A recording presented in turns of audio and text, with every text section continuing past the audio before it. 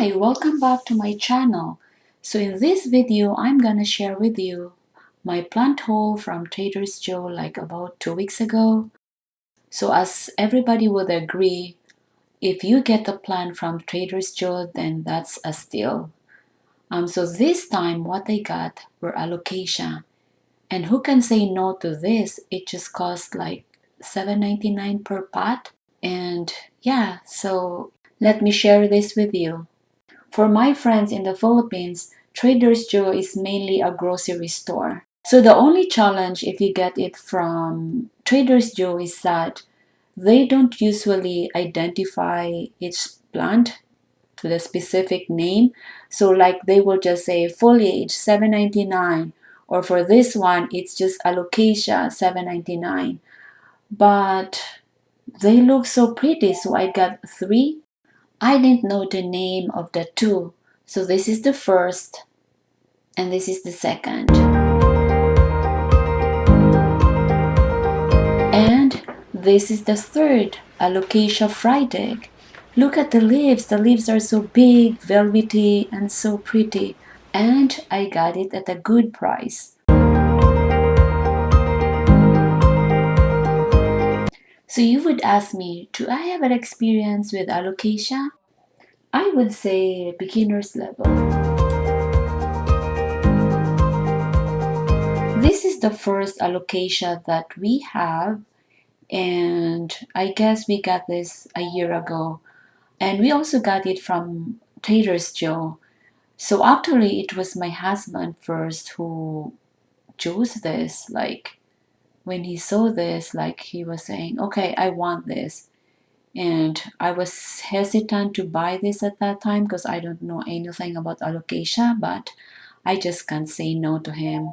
We got this before winter, and as they say, this becomes dormant during the season. So true enough, I have observed that the leaves are becoming yellow and dying. But I'm so proud that I was able to end up with at least 3 leaves at the end of the season. And during springtime, I brought it outside, exposed to morning sun, and enjoying Florida humidity.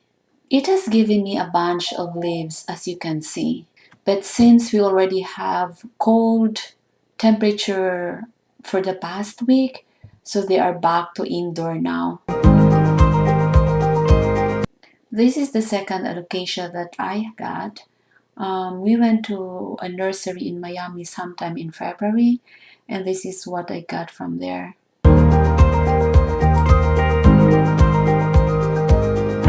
So now let's talk about alocasia care based on my limited experience with them. Let's start first about light. Their natural habitat is on the forest bed beneath the tree canopy. That's why they love bright indirect sunlight. Direct sunlight can burn the leaves, while some can tolerate low light, but they cannot be happy as they can be. Now let's talk about water requirement. As recommended, I usually water this when the top 2 inches of the soil is dry. They want moist soil but not saggy. They are one of my plants that I am just paranoid of either overwatering or underwatering them. So I just keep on checking their soil every now and then. And I could not say yet like how many days do I water them. I don't know. I haven't established yet. I'm still in the experimental stage. So with regards to humidity, they love humid environment since, as I have mentioned before, their natural habitat is in the forest bed. So what I do indoor is I just group my plants together so they can make a micro environment which is humid. Now let's talk about common issues with alocasia. First, we will start with droopy yellow leaves. They say that it could either be over or under watering, insufficient light, insufficient nutrient, or it is just time for the leaf to go, Or it could also be secondary to stress, secondary to trouble, just like what happened to this leaf. Since I just got it from the store and when I came there, it was just literally unboxed.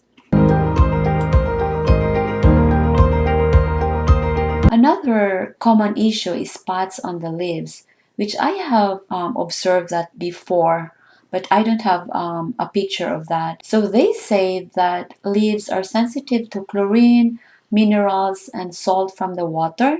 So they would recommend to either use distilled water, rainwater, or if you are using your tap water, they recommend that you let the water sit for 24 hours prior to using it to water your plants to allow unwanted materials to evaporate. And this is what I'm doing because I don't want to spend for distilled water and I don't have always like rainwater. Another issue is pests. And the common pests that usually attack Alocasia are mealybugs, scale, aphids, and spider mites. So to prevent this, it is recommended that you spray the plant with warm soapy water or a solution of soap, water, and neem oil, or to keep the microenvironment humid. So far, I've never had any issues with this, knock on the wood.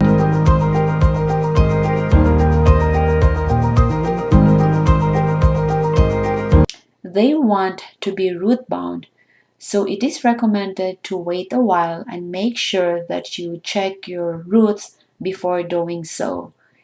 Also, the pot that you will be using, it is recommended that you will use a 1 to 2 centimeters bigger pot from the previous one. Now for the soil mixture, it should be something that has the characteristic of a mixture of porous, well aerated, well draining, and yet can remain moist because they wanted to be on the moist side.